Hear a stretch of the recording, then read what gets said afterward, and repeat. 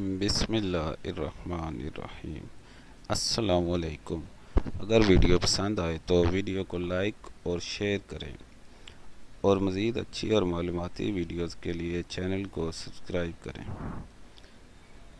چین میں پاکستانی لڑکیوں کی شادی کی خبر آنے کے بعد پاکستان کی فیڈرل انویسٹیگیشن ایجنسی FIA نے 19 سے زائد ملزمان کو پاکستانی لڑکیوں کو دھوکہ دے کر چین لے جانے کے الزام میں گرفتار کیا۔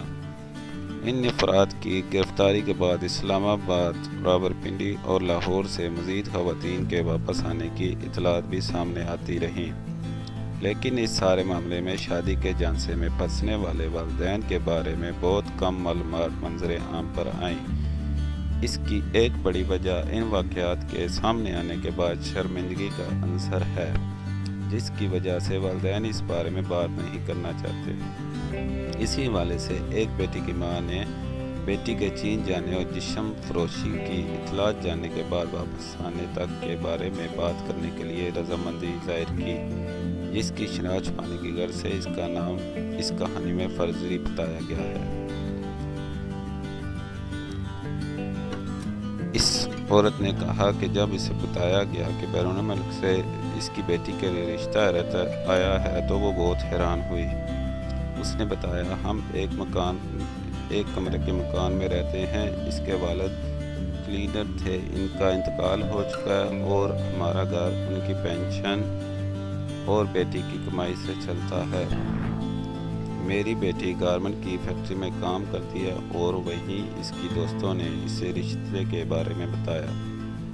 ہم اتنے غریب لوگ ہیں، لوگوں پر کوئی اچانک اتنا مہربان کیوں ہو رہا ہے، یہ سمجھ نہیں آ رہا تھا۔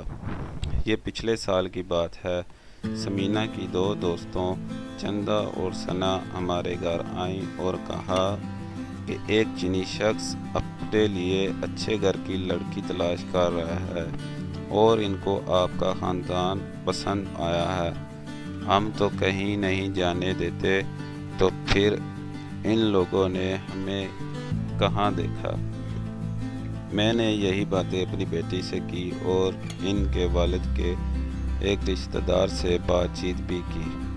مجھے شروع ہی سے یہ رشتہ پسند نہیں آ رہا تھا، لیکن میری بیٹی اپنے مستقبل کی خاطر شادی کرنا چاہتی تھی۔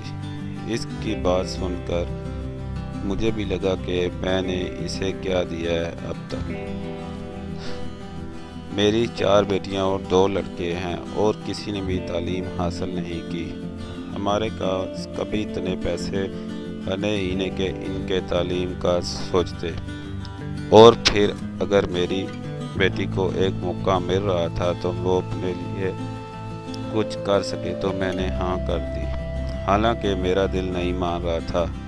ہمارے اپنے لوگوں کی جلد بازی بھی ہمارے لیے نقصان دہ ثابت ہوئی۔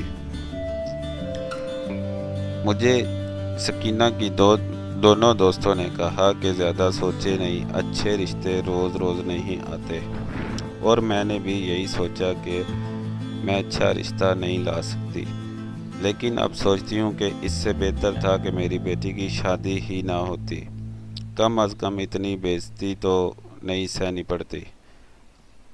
ہم نے لڑکے سے ملنے کو کہا، لیکن ہمیں کہا گیا کہ لڑکا اسلام آباد میں ہے، وہیں آ کر دیکھ لینا۔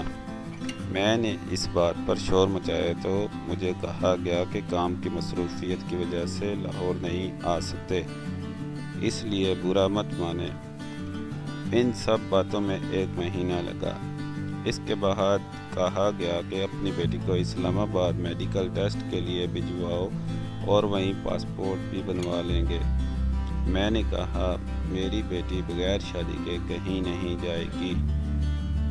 پھر یہیں شادی ہوئی۔ ایسا لگا ہم اپنے گھر کی شادی میں مہمان تھے۔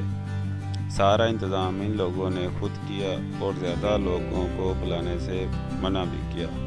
اسلام آباد پہنچنے کے 3 دن بعد میری بیٹی نے فون کیا اور کہا میں آ رہی ہوں، اور میں نے بغیر کچھ پوچھے اسے واپس بلا لیا۔ پھر میری بیٹی نے ضد لگا لی کہ اسے واپس نہیں جانا ہے، یہی کہہ رہی تھی کہ یہ لوگ صحیح نہیں ہیں۔ میرا نکاح صحیح نہیں ہوا، لڑکا مسیح بھی نہیں ہے بلکہ کسی مذہب کو نہیں مانتا۔ پھر اس کے دوست چندہ کا فون آیا، کہنے لگی وہ لوگ کہہ رہے ہیں کہ ایئرپورٹ تک بھیج دو، 3 لاکھ روپے دیں گے۔ میں نے کہا بیٹا میں نے لڑکی شادی کر کے بھیجنی ہے، بیچنی نہیں ہے۔ اور پھر میں نے ان سے سکینہ کی بات چیت بند کروا دی۔ ہم نے کسی کو نہیں بتایا کیا ہوا، اور فون بھی کم استعمال کرنے لگ گئے، لیکن کسی طرح یہ بات پھیل گئی۔